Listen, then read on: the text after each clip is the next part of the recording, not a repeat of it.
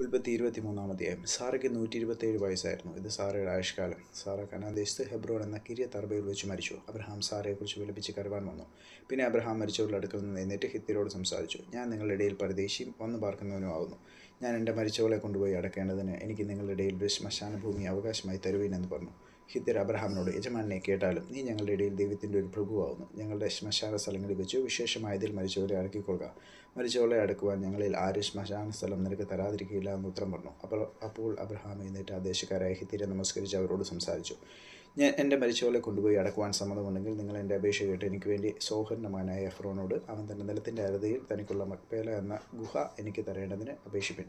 നിങ്ങളുടെ ഇടയിൽ ശ്മശാനാവകാശമായിട്ട് അവൻ അതിനെ പിടിപ്പത് വിലയ്ക്ക് തരണമെന്ന് പറഞ്ഞു. എന്നാൽ എഫ്രോൻ ഹിത്യരുടെ നടുവിലിരിക്കുകയായിരുന്നു. ഹിത്യനായ എഫ്രോൻ തൻ്റെ നഗരവാസികളായ ഹിത്യരെല്ലാവരും കേൾക്കുക അബ്രഹാമിനോട്, അങ്ങനെയല്ല യജമാനെ, കേൾക്കണമേ, നില ഞാൻ നിനക്ക് തരുന്നു, അതിലെ ഗുഹയും നിനക്ക് തരുന്നു, എൻ്റെ സ്വജനം കാണിക്കെ തരുന്നു, മരിച്ചവരെ അടക്കം ചെയ്തുകൊണ്ടാലും എന്നുത്തരം പറഞ്ഞു.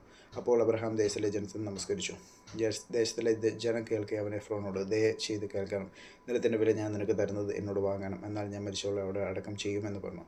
എഫ്രോൻ അബ്രഹാമിനോട്, യജമാനെ കേട്ടാലും, 400 ശേക്കൽ വെള്ളി വിലയുള്ള ഒരു ഭൂമി, അതെനിക്കും നിനക്കും എന്തുള്ളൂ, മരിച്ചവളെ അടക്കം ചെയ്തു കൊടുക്കുക എന്ന് ഉത്തരം പറഞ്ഞു.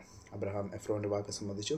ഹിത്യർ കേൾക്കെ എഫ്രോൻ പറഞ്ഞതുപോലെ കച്ചവടക്കാർക്ക് നടപ്പുള്ള വെള്ളി ശേക്കൽ 400 അവന് തൂക്കിക്കൊടുത്തു.